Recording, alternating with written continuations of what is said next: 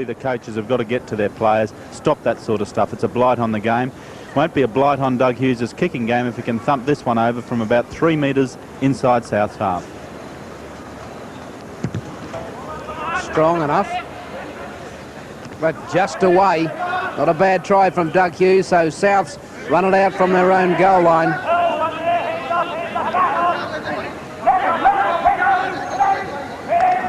Brett Vincent.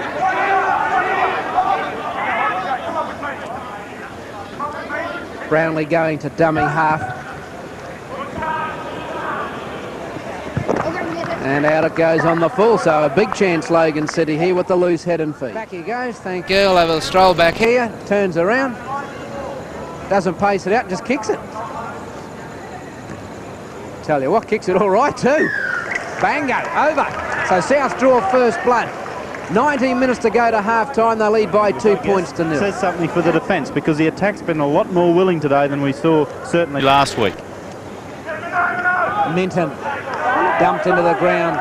Again by Aaron Stewart, the halfback. He's doing a lot of tackling. Keith G gets it up beautifully to Robertson. It's a try. Johnston, it's a try. Brett Johnston in to score. Keith G doing all the good work, all the class stuff. And Brett Johnston looming up to take the pass, so Souths now lead by 6-0. Well, there he is. He's taken it from 18 metres out. He's got to within 3, taken on 2 defenders and slipped it to Brett Johnston. Good support play from him, but that's why people like Keith G get contracts with clubs like the Broncos. There it is. He showed a step to get inside his clubmate Scotty Lewis, thrown the short, clever pass to Johnston. And I like the way that Johnston ran close to him. Just a short one. Up and over. Souths lead Logan City 8-0. 13 minutes to go in the first half. Are into touch. But they've come up with one against the feed, Logan City. And now it's with Rory Wade. He's going to throw one over the top to Lewis. Now it's gone away to Russell to Finch, and they're going to score. There! On the wing in to score. Logan City came at the one against the feed. They had the overlap. Simon Burr in to score. And now it's a different ball game. Souths lead 10-4. A clever play from Duncan Mooney going to touch, force that scrum from the feed, but there it is. Rory Wade seriously doing well, getting the ball away, and then just good skills then. Good passing from Lewis. Out to Joe Russell, drew the man. And there's the tries. We find Wade committing Jones to the defence, throwing the ball over the head of the other defender, and then it's just good, normal, basic skills. Drawing the man, pass in front of him, Simon Burr over, Logan back into it. And this is the pass. I actually thought for a moment that Finch could have gone on his own, but he gave Burr a clean run to the line. So Logan City's always been threatening. It's taken them 37 minutes into the first half to score a try, and they've tackled well, they've attacked well, and that try will give them no end of confidence. Well, I have the feeling they needed that, because that word you used, confidence, was something I think that was being a bit deflated as Souths were coming back after a promising start. Now Hughes can only slot this over. He's going to give it every chance. Just away, no goal. Souths lead 10-4, 2.5 minutes to the break. Bit of a mix-up from Souths as it goes back to Minton. And that will find touch, but I don't know whether we'll have time for the scrum to be packed. 3, 2, 1, 0. There's the hooter. That's half-time. Souths lead Logan City at the break by 10 points to 4. Extras. Straight as a die. No mistake. Souths lead 12-4. Just get outside the 22 of Souths. Now see what's on. Mooney. Long pass to Houston. And he throws it straight to the hands of Floyd Hill. And no one's going to have the pace. Underneath the post. Well, Logan City have got to go back to learn disciplined football. Well, Floydie Hill's been sweating on an intercept for some time and finally got one. That makes it 16-4. Russell Houston throwing the pass as if Floyd Hill was on his own team, but I do have the feeling that in that play, that ball, the outside South backs were offside. Floyd Hill was loitering around there with a couple of others, and while it was a bad pass and shouldn't be excused, they're never going to catch Floyd Hill, by the way, it shouldn't be excused. I do think that John Top missed a little bit of offside. Could well have been a penalty to Logan. and the game wouldn't be over. As it is, at 16-4 with this kick almost a dead cert, I think the game is over as far as Logan are concerned.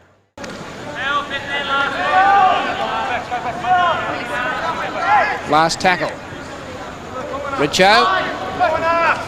Long one over the top to McCabe. Inside to Sean Moore. Back to... Well, he didn't need Minton. He got there on his own. Sean Moore into score. Souths now lead by 24 points to 4.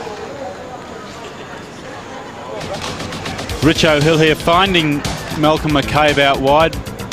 McCabe gets around in the tackle but flicks a pass inside to Moore. Moore in that tackle looking for support but has let go, gets over on his own to give him 16 points with a kick to come for the match. So a great match for Sean Moore as he goes over. There for South's 4th try. And Richo Third Hill try.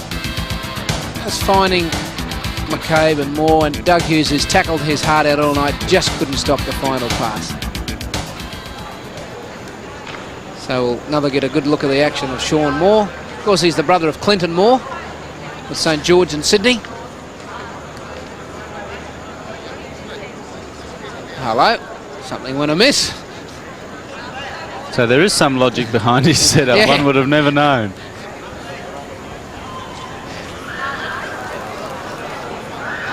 Not unlike his brother either. He's been kicking them pretty straight all night. I can't see any reason why it should change. 26 points to 4.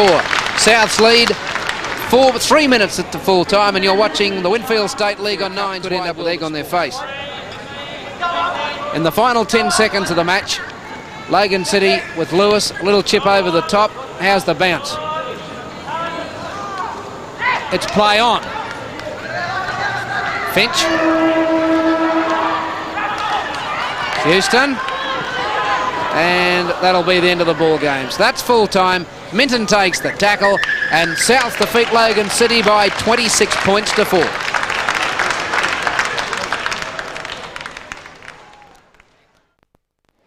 get the cue from young Matthew.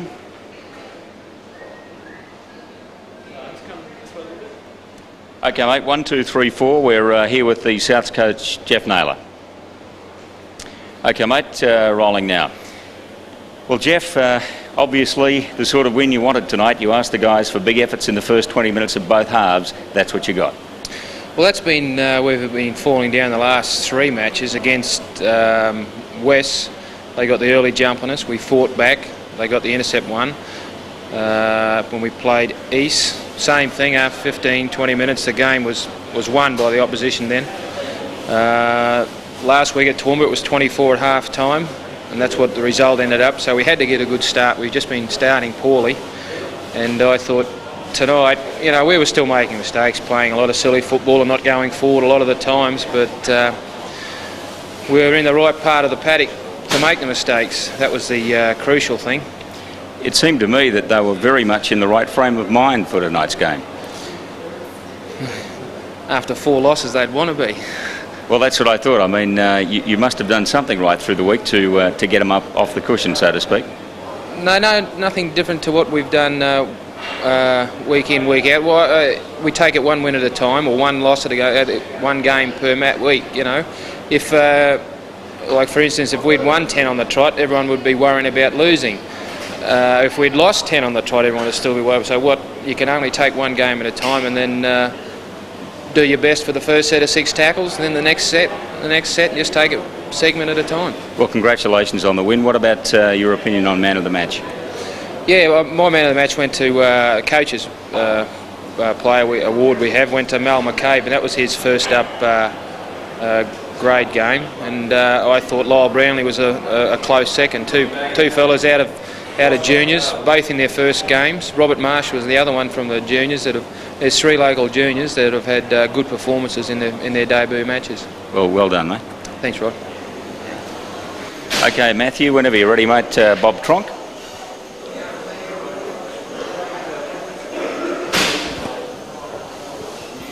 Okay. Well, Bob, the scoreline doesn't indicate it, but you certainly showed much more promise out there tonight. Oh, they played a lot better, and there's a lot more room for improvement, Rod. Souths played well on the night, and they were chasing their first win. The only consolation is we've got our first win, so I think next time around I think we can beat them. But I keep harking back on the point, to get the team together we want to be ready for the Winfield Cup, and I think the talent's there. It's just a matter of getting it out of them. Well, it's obviously starting to show, because that was a good try you scored in that first half. Yeah, our biggest problem is we score one good try a match at the moment. We scored a good one on Sunday and a good one tonight, but we just don't get the in-between ones, but they'll come. Mate, a couple of moves that you did positionally seemed to pay off. Brian Hegarty got some great hits in for you. I thought Brian Hegarty was one of the better players on the field, actually. His hits were enormous, and he took the ball up determinedly. It was pretty hard for centres to come into the forwards and shine on their first effort, and he did tonight. Very big hits. Mick Hickey, out with that poison toe, you missed him. Oh yeah, Mick's a very good forward leader. Paul Barty is the captain, but Mick is also a forward leader, and we did miss him badly in the middle. We played a lot of one-out football too, was our problem. We didn't use the ball as we should have used it. Okay, mate. Well, obviously you're looking for bigger and better things, and we hope they come for you. I'm sure they will, Ron. No worries. Thanks, mate. Thank you.